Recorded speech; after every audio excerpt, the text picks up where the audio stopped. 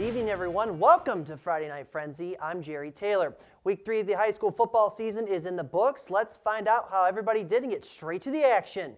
We begin the frenzy in L'Anse, where the Purple Hornets took on Ontonagon. L'Anse received the ball to open up the game on first and goal from the 1. L'Anse goes to their big guy, Jimmy Vicker, as he dives into the end zone for 6. Extra point was good, and the Purple Hornets were up a touchdown. After the Gladiators went 3 and out, L'Anse with first and 10 from the Ontonagon 40. Ryan Beaupre takes the handoff up the left-hand side, sheds a tackle, avoids another one, and Beaupre is gone. 40 yards in all. Another extra point gave the Purple Hornets a 14-0 lead. L'Anse continued to run the ball at will in the first. Ryan LaBerge lined up in the Wildcat formation. He will follow his blockers, then kick it outside, break a tackle, and LaBerge turns on the afterburners. A 43-yard TD run by LaBerge gave L'Anse a 21-0 lead.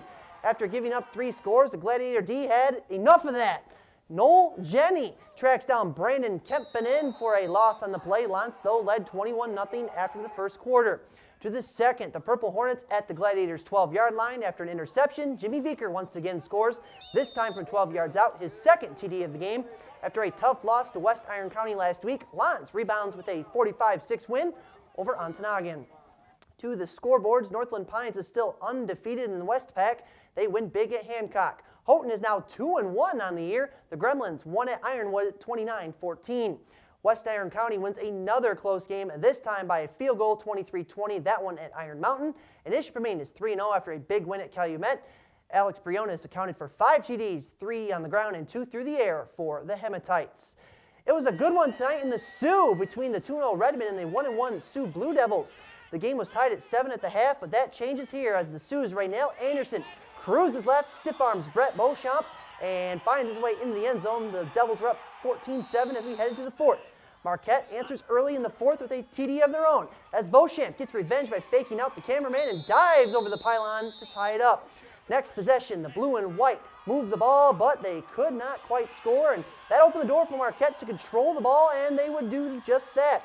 With under a minute and 30 left in the game, Marquette's backup kicker, Jared Burby, kicks the game-winning 24-yard field goal. Connor Brazo would come up with a late INT to seal the deal for Marquette as they win it tonight in the Sioux by a final of 17-14.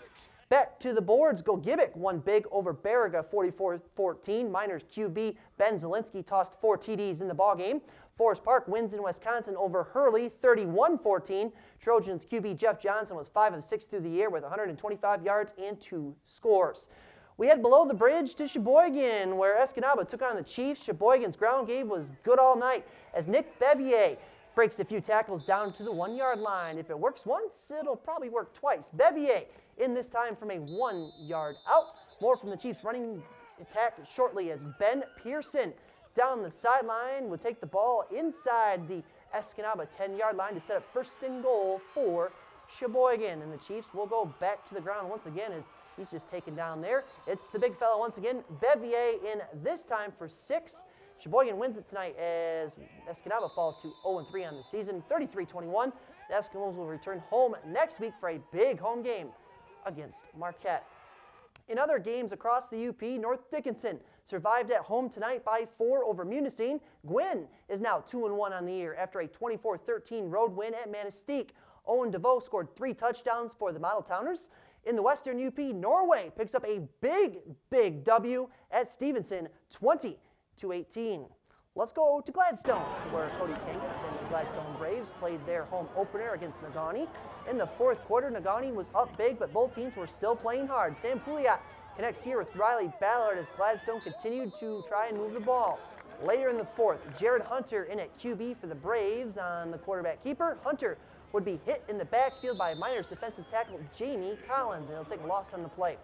Negaunee now with the ball. Mike Luoma gets the handoff on the jet sweep, but the Braves defense would stuff the play as Justin Yerk would be the first Gladstone defender to arrive and make the stop. Miners running back Tyler LaJoy had 3 TDs in the game. Negaunee wins big. The Miners are now 3-0 to begin the season. We have reached halftime in this edition of Friday Night Frenzy. Highlights from the Superior Oasis Wildcat Open Volleyball Tournament are on the way. But up next, more football highlights from the Southern UP. That's straight ahead on the Frenzy. We'll be right back.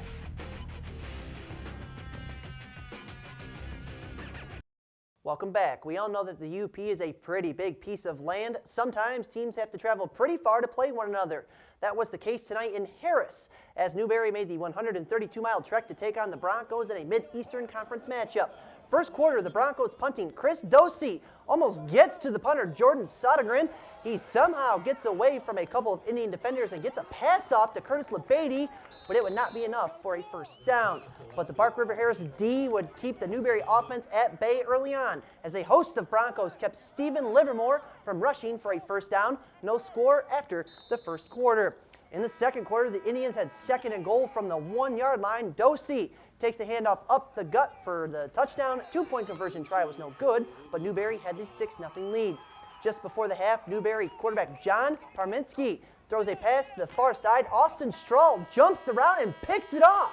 Strahl, running as fast as he can, would be taken down at the Newberry 45.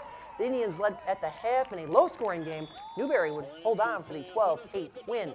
In 8-man football, Posen was hosting Superior Central tonight below the bridge. The Vikings were already up 35-0 early in the second quarter, and they just kept rolling. Travis Sharp goes right up the gut for a big first down for Posen. Superior Central's defense would tighten up a bit on the next play as a swarm of Cougars would foul Nick Hinka, forcing a fourth down, but the Vikes would not be denied on fourth down as Brandon Dietz makes a bunch of Cougars miss on the quarterback keeper. That's good for another first down. 2 plays later, Hinka would finish things off with another touchdown run, and Superior Central tonight had no answers for Posen as they lose 56-6. There are a number of high school football games on the docket tomorrow. At 2 p.m., Kingsford plays at Westwood. Menominee will play Harbor Springs in Gaylord at 3 p.m. The Jets and Lakes will battle at Lake Linden at 1:30. Bel Air and Trout Creek will play at 1 p.m. To volleyball, NMU battled Bemidji State in the first game today at the Wildcat Open in Marquette. NMU got off to a slow start, Bemidji with an early 5-1 lead. Here come the Cats. Kalisha Harley, Lita Lopes, left side for the kill.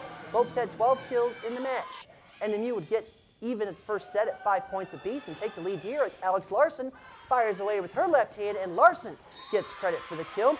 The Alex Larson show continued a short time later in set number 1 with NMU up 13-9. It's Kalisha Harley back to Larson one more time, and she just tipped the ball over the net for the point. And Northern Michigan would go on to win the game at 3-0. The Wildcats also beat Minnesota Crookston to go 2-0 on the day. Speaking of 3-0 shutouts, Minnesota Crookston did that to Lake State, and Bemidji State won in 5 sets over Quincy. The Beavers won the 5th set 15-12. Back to the highlights, Michigan Tech played Quincy University in the second game of the Wildcat Open this morning. The first set was the best one of the match. Here, Quincy leading at 3-1. Tech would not be denied just once, but twice at the net, trying for the kill as the Hawks D turned them back 2 times for the point. Huskies coach Matt Jennings kept telling his team to attack, and they listened. Trailing 10-6, here comes the offense. Madeline Haben sets up Kiana Sharp on the right side for the kill, and Tech was back to within 3 points of the Hawks. Michigan Tech would win the first set 29-27, but in the end, Quincy would go on to win the match today 3-1 over the Huskies, but Michigan Tech would win their second game of the day against Lake State in a 3-0 sweep to finish the day 1-1. The Finlandia volleyball team played in the Alverno College tournament today in Milwaukee. The Lady Lions fell in 5 sets to Alverno, losing the 5th and deciding set 15-12. Finlandia would also lose to Kuiper College 3-1. In Minnesota at the Junior Hockey League Division Showcase, Marquette Royals pulled to within a goal of the Dells Ducks with 8 minutes to go, but the Ducks would hold on for the 4-3 win.